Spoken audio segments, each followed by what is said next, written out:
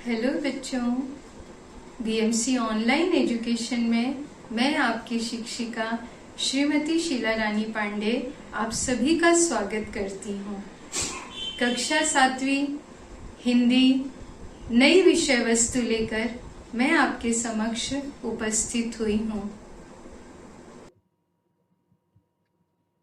तो मित्रों, आज का हमारा प्रकरण है पद और मैं आपकी शिक्षिका मित्र श्रीमती शीला रानी पांडे। बाल भारती पुस्तक से दूसरी इकाई कक्षा 7वीं प्रकरण 8 पद। आज का यह प्रकरण मुझे प्रस्तुत करने में आपके सामने बहुत खुशी हो रही है। इसमें हम देखेंगे कुछ प्रमुख संत कवियों की रचनाएं, जिनमें है दादू जी, मीराबाई, गुरु नानक देव, रसखान जी, रैदास जी, वृंद जी के कुछ दोहे मैं यहाँ आपके लिए लाई हूँ। आप इसे पढ़िएगा, समझिएगा और अपने जीवन में अपनाइएगा। हमारे अगले कवि हैं संत कवि रैदास। कई जगह इन्हें संत कवि रविदास के नाम से भी जाना जाता है। आपका जन्म 1388 में हुआ, बनारस में, उत्तर प्रदेश के काशी में।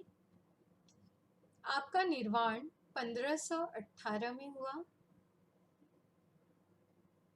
उन्होंने लोगों को कहा कि कोई भी व्यक्ति छोटा या बड़ा अपने जन्म के कारण नहीं, बल्कि अपने कर्म के कारण होता है। व्यक्ति के कर्म ही उसे ऊंचा या नीचा बनाते हैं। रैदास कनक और कंगन माही, जिमी अंतर कछु नाही, तैसे ही अंतर नाही हिंदुअन तुर्कन माही। सामाजिक एकता के लिए इन संतों ने ये सारे संदेश दिए। संत कविदास जी का एक विचार मुझे बहुत अच्छा लगता है विद्यार्थी मित्रों, जो मैं आपके साथ बांटना चाहती हूँ। मन चंगा तो कठौती में गंगा। यदि आपका मन पवित्र है तो आपको गंगा के शोध के लिए कहीं जाने की आवश्यकता नहीं होगी, क्योंकि आपका मन ही सबसे बड़ी गंगा है। दुनिया का सबसे पवित्र स्थल आपका मन है। इसे कभी भी अपवित्र, गलत विचारों से, नकारात्मक विचारों से मत होने दीजिए। ऐसा संत रविदास जी हमें उपदेश देकर गए हैं, गहरी बात सिखा कर गए हैं। कुछ और विचार मैं आपके लिए यहाँ रखी हूँ विद्यार्थी मित्रों, अवश्य पढ़िएगा, समझिएगा और जीवन में अपनाइएगा। आपकी पुस्तक में जो रचना है वो ले रही हूँ मैं। प्रभु जी तुम चंदन हम पानी, जाकी अंग अंग बास समानी। प्रभु जी तुम चंदन हम पानी, प्रभु जी तुम वन घन हम मोरा, जैसे चितवत चंद चकोरा। प्रभु जी तुम माली हम बागा, जैसे सोनहि मिलत सुहागा। प्रभु जी तुम स्वामी हम दासा, ऐसी भक्ति करे रे दासा, प्रभु जी तुम चंदन हम पानी। बच्चों, कहते हैं जब हम ईश्वर में एकाकार हो जाते हैं तो आत्मा से परमात्मा बन जाते हैं। इसको बहुत सरल शब्दों में मैं अगर आपको बताऊं तो जब हम किसी भी अच्छे विचार, यहाँ प्रभु को सिर्फ ईश्वर मत समझिए बच्चों, प्रभु ईश्वर इसका एक स्वरूप है अच्छा जीवन, अच्छा आचरण, अच्छा विचार, अच्छा व्यवहार। जब हम इसका चिंतन करते हैं, क्योंकि जैसा विचार वैसा व्यवहार, वैसा आचरण और वैसा व्यक्तित्व, ये सभी चीजें एक दूसरे से जुड़ी हैं। आप जैसा सोचते हो वैसा व्यवहार करते हो, वैसे बनते हो, और ये हर रोज का आचार विचार और व्यवहार मिलकर आपके संपूर्ण व्यक्तित्व की रचना करता है। संत कवि रैदास कहते हैं कि प्रभु जी आप चंदन हो और मैं पानी हूं। जब तक पानी की कुछ बूंदें डालकर चंदन को घिसा ना जाए तब तक उसकी खुशबू, उसकी सुगंध नहीं आती है। बच्चों, कितनी गहरी बात है कि जब तक आप विचारों को अपने मस्तिष्क में जगह नहीं देते हो, उस पर चिंतन नहीं करते हो और उसे व्यवहार में नहीं लाते हो, तब तक आप उस अच्छाई की सुगंध से परिचित नहीं हो सकते हो। और रविदास जी कहते हैं कि जब मैं पानी बना और आप चंदन बने, जब मैंने अच्छे विचारों को मन में ग्रहण किया तो उसकी खुशबू मेरे अंग अंग में समा गई, मेरे व्यक्तित्व में उसका सुगंध प्रवाहित हो गया। बच्चों, यहाँ पर भक्त के ईश्वर के प्रति समर्पण को दर्शाया गया है। एक अच्छे विचार, एक अच्छी भावना को के प्रति समर्पण को बताया गया है। जब तक आप उसके प्रति पूरी तरह से स्वतः को समर्पित नहीं करते हो, आप उसके आनंद का अनुभव नहीं कर सकते हो। रविदास जी कह रहे हैं कि तुम घनघोर बादल हो और मैं मोर हूं। जैसे बादलों को देखकर मोर प्रसन्न हो जाता है, वैसे ही आपका विचार मेरे मन में आते ही मेरे हृदय में आनंद की लहरें उठ जाती हैं। मेरा आपके प्रति जो प्यार है, प्रेम है, वो चंद्रमा और चकोर नामक पक्षी के समान है।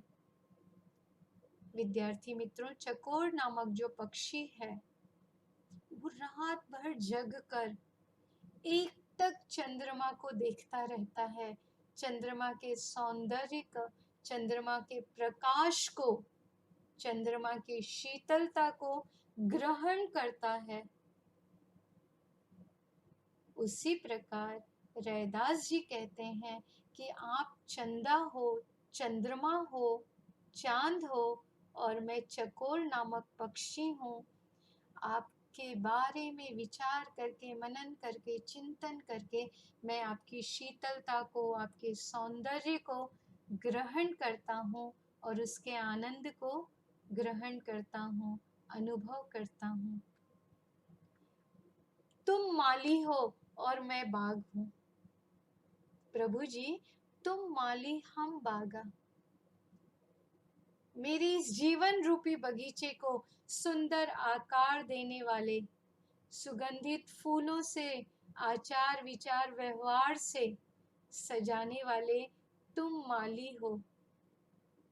और तुम्हारे साथ मिलकर मेरा मूल्य वैसे ही बढ़ जाता है जैसे सोने में यदि सुहागा मिला दिया जाए तो सोने की चमक बढ़ जाती है।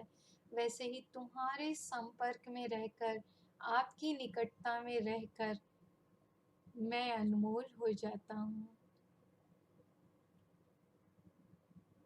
प्रभु जी, आप स्वामी हो और मैं दास हूँ। मेरे इस जीवन के आप मालिक हो और मैं आपका चाकर हूँ, दास हूँ। आप गुरु हो, मैं शिष्य हूँ। आप मुझे जिस मार्ग पे ले चलोगे मैं उस मार्ग पे चलूँगा। मैं तन मन आचार विचार से आपके प्रति पूर्णतः समर्पित हूँ।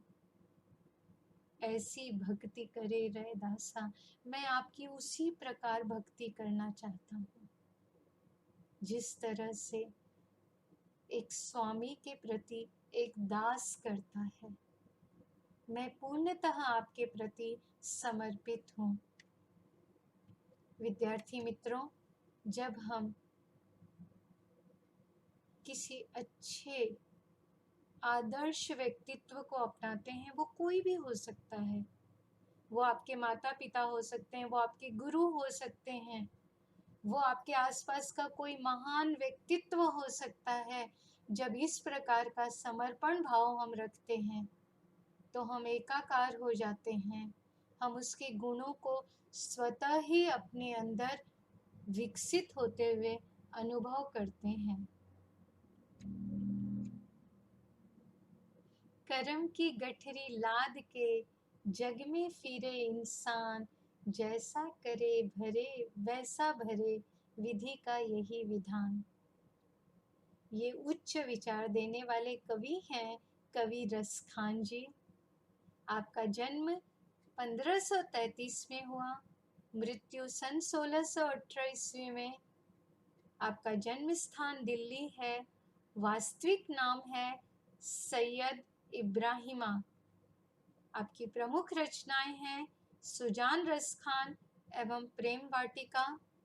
आपकी शब्द में अधिकतर शब्द ब्रज भाषा के, फारसी, उर्दू के प्रयोग होते हैं।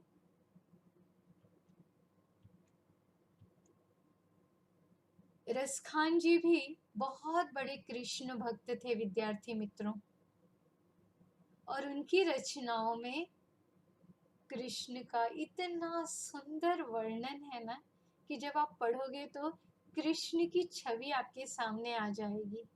देखिए एक उदाहरण, धुरी भरी अति शोभित श्याम जू जवैसी बनी सिर सुंदर चोटी। धूरी भरे अति शोभित श्याम जू वैसी बनी सिर सुंदर चोटी। खेलत खात फिरे अंगना, पग पैंजनिया कट पीरी कछौटी। वा छवि को रस खानि विलोकत, वारत काम कला निधि कोटि। काग के भाग बड़े सजनी, हरि हाथ सो ले गयो माखन रोटी।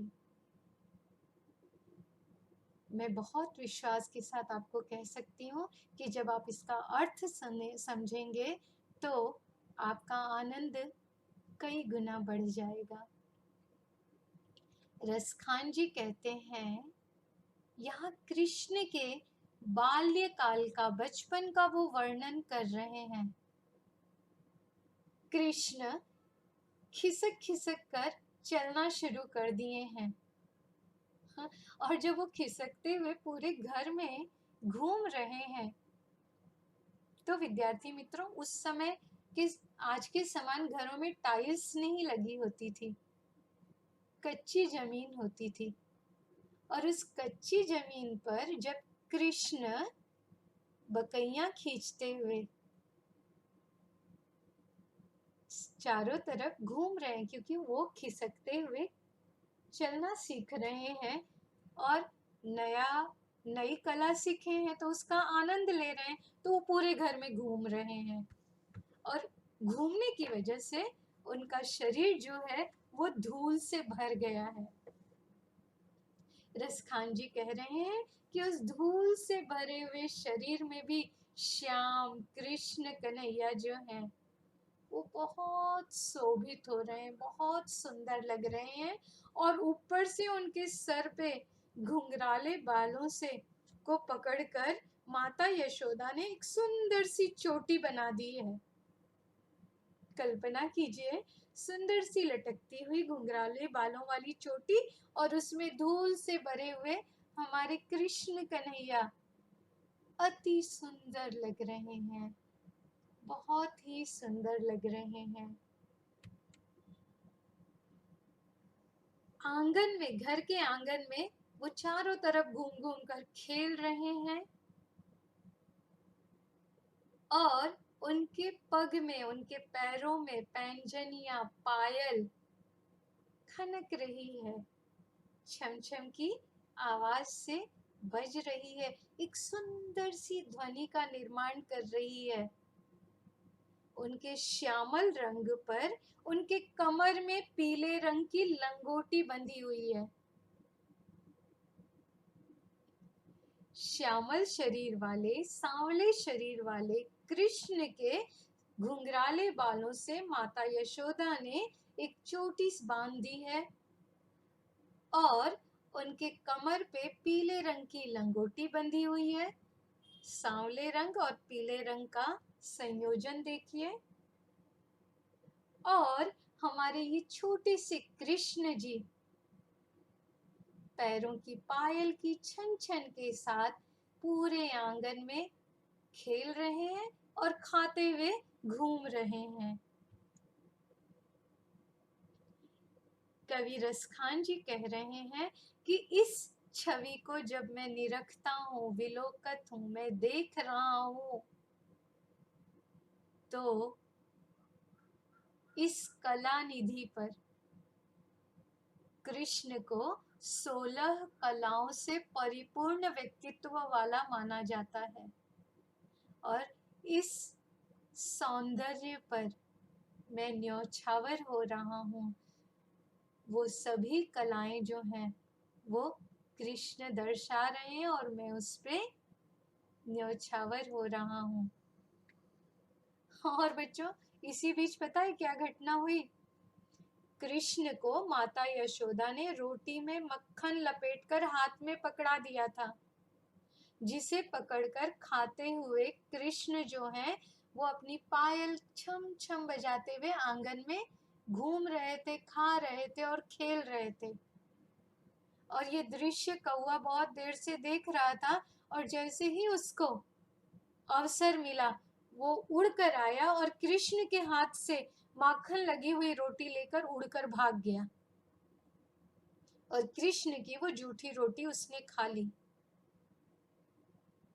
रसखान इस दृश्य की कल्पना करके भी विभोर हो रहे हैं, आनंदित हो रहे हैं और वो कह रहे हैं कि हे सजनी, हे सखी, मैं तो उस काग के भाग पे ईर्ष्या कर रहा हूँ, उस कौवे के भाग्य को के बड़प्पन के बारे में सोचकर हर्षित हो रहा हूँ कि कितना भाग्यवान वो कौवा है जो हरि के हाथ से, ईश्वर के हाथ से माखन रोटी खाने का सौभाग्य प्राप्त कर रहा है।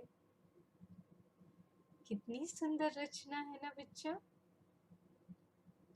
आनंद लीजिए, इसे सीखिए, समझिए और जीवन में अपनाइए। मैं रसखान जी की कुछ और रचनाएं आपके साथ यहाँ पर शेयर कर रही हूँ, इसका भी आनंद लीजिएगा। इस प्रकरण से हमने सीखा, मैंने समझा, हमारे संत साहित्य जीवन के नीति व मूल्यों पर आधारित हैं। हमारे आसपास के ही किसी सामान्य से उदाहरण को आधार बनाकर समाज को उच्च, गहरे, गूढ़ मूल्य, संस्कार और ज्ञान दे जाते थे। परस्पर प्रेम, सहयोग, एकता, ईश भक्ति इनके मूल भाव में है। ये मानवीय गुणों के उत्तम उत्प्रेरक हैं। मानव के आध्यात्मिक विकास के ये अमूल्य धरोहर हैं।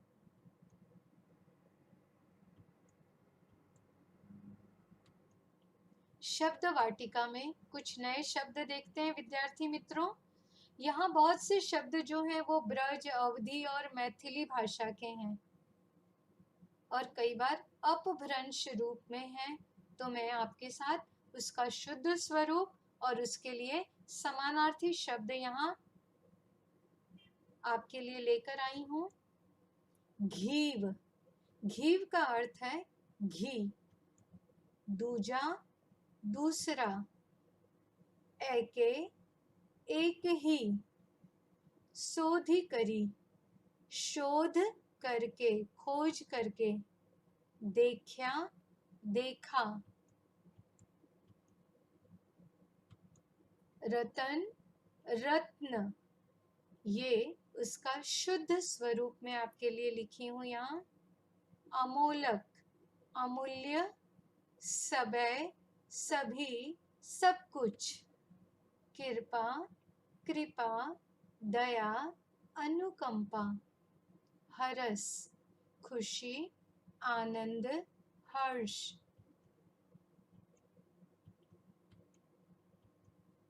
खोवायो, खो दिया। खर्चय, खर्च करने पर भी। नहीं, नहीं, शुद्ध स्वरूप का ध्यान दीजिएगा यहाँ। सत, सत्य।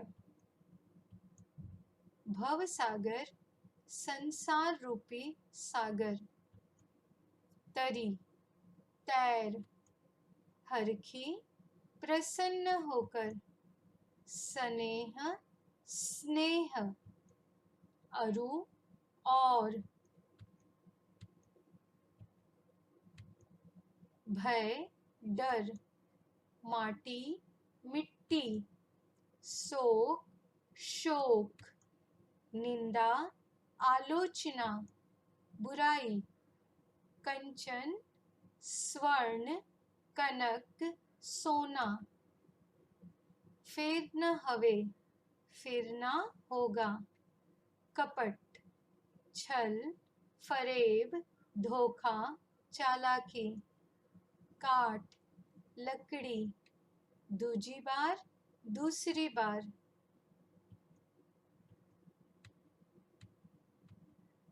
भले, अच्छे।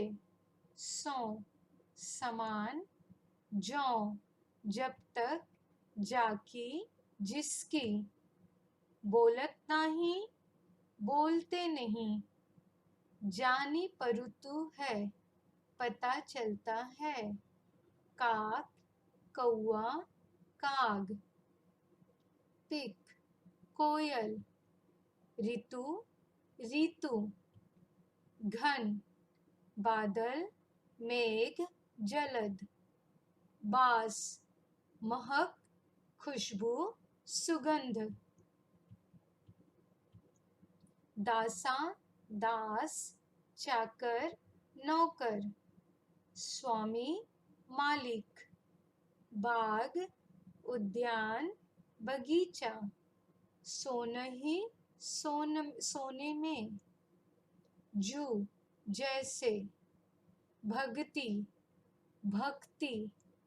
धुरी, धूल।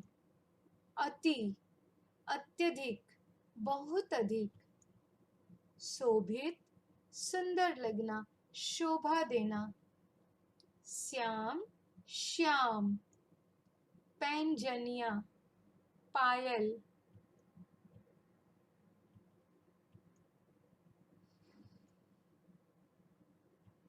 कटी, कमर। कछोटी, लंगोटी। पग, पैर। विलोकत, देखकर। पीरी, पीली। वा, उस। सौ, से। वारत, न्योछावर। भाग, भाग्य। हरि, कृष्ण, विष्णु। वाक्य में रेखांकित शब्दों के शुद्ध रूप बनाकर वाक्य पुनः लिखो।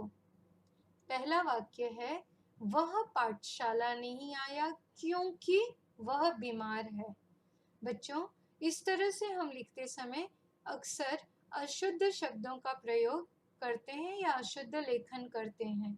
तो यहाँ भाषा की ओर के इस अंश का उद्देश्य आपका ध्यान इस बात की ओर रेखांकित करना है, खींचना है। तो इसका सही रूप क्या होगा? देखिए, क्योंकि यहाँ अशुद्ध रूप में है, इसका शुद्ध रूप है, वह पाठशाला नहीं आया क्योंकि, क पे छोटी की मात्रा और यूं नहीं, यूं, क्योंकि वह बीमार है। आज बहुत गर्मी है। मेरा अनुभव है, बहुत से विद्यार्थी बहुत शब्द लिखते हैं जो कि अशुद्ध है। सही शब्द है बहुत। आज बहुत गर्मी है।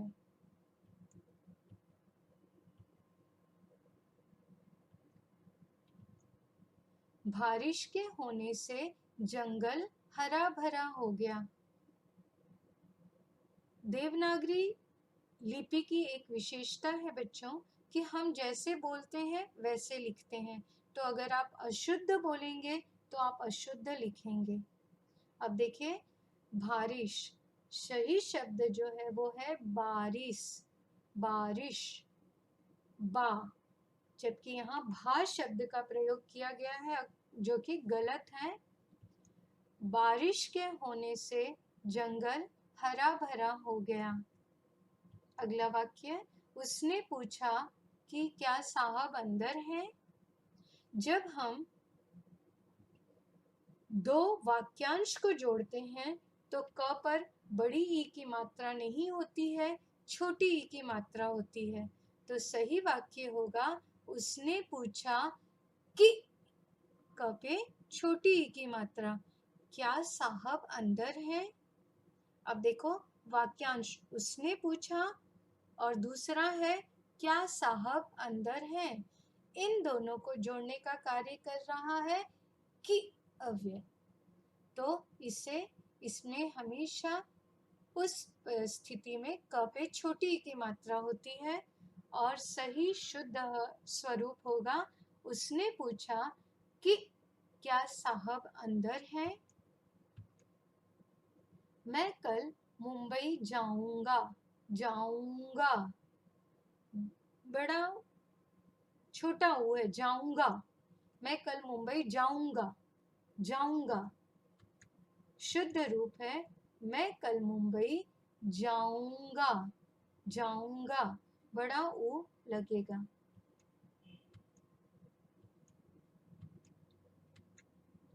राकेश और उसका भाई साथ साथ खेलते हैं। और शब्द का प्रयोग दिशा बताने के लिए किया जाता है, बाईं ओर, दाईं ओर, उत्तर दिशा की ओर। लेकिन यहाँ पर राकेश और उसका भाई साथ साथ खेलते हैं। वे अपना काम स्वयं करते हैं। वे यानी बहुवचन है। जब बहुवचन वाक्य बहुवचन में होता है तो है पर अनुस्वार लगता है और वो हो जाता है हैं। तो इसका शुद्ध रूप होगा, वे अपना काम स्वयं करते हैं।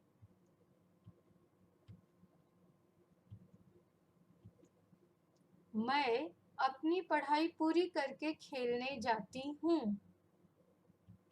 शुद्ध रूप है, मैं अपनी पढ़ाई पूरी करके खेलने जाती हूँ। किसी की निंदा नहीं करनी चाहिए। शुद्ध स्वरूप है, किसी की निंदा नहीं करनी चाहिए। उसके पास साइकिल है इसलिए वह जल्दी आता है। शुद्ध स्वरूप है, उसके पास साइकिल है इसलिए वह जल्दी आता है। ए विद्यार्थी मित्रों, आशा करती हूँ कि ये जो हमारे समाज के, संस्कृति के अनमोल रतन हैं, संत हैं, उनके द्वारा लिखित ये रचनाएं आप समझे होंगे, उसकी उत्तमता की पराकाष्ठा को, उसके गुणों को आपने आत्मसात किया होगा, इसका चिंतन कीजिएगा। ये एक दिन में सीखने वाली बात नहीं है बच्चों। जिन डूबा तिन पाइयां गहरे पानी पैठ। आप जितना अधिक सोचोगे, जितना अधिक विचार करोगे, उतना इसको सीखोगे।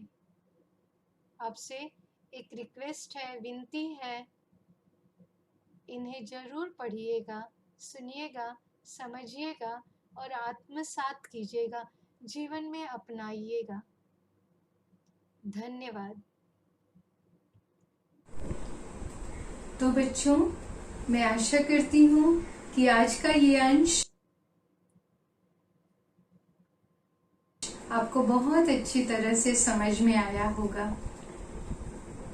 घर में रहिए, सुरक्षित रहिए, पढ़ते रहिए, ज्ञान प्राप्त कीजिए और जीवन में आगे बढ़िए। जब भी आपको कुछ परेशानी हो, इस वीडियो को आप दोबारा ओपन करके पढ़ सकते हैं। मैं नई नई विषय वस्तु और आपके पाठ्यांश लेकर फिर उपस्थित होंगी आपके बीच। नए वीडियोस की आपको सूचना मिलती रहे, इसके लिए इस चैनल को लाइक कीजिए, सब्सक्राइब कीजिए और मुझसे जुड़े रहिए। धन्यवाद।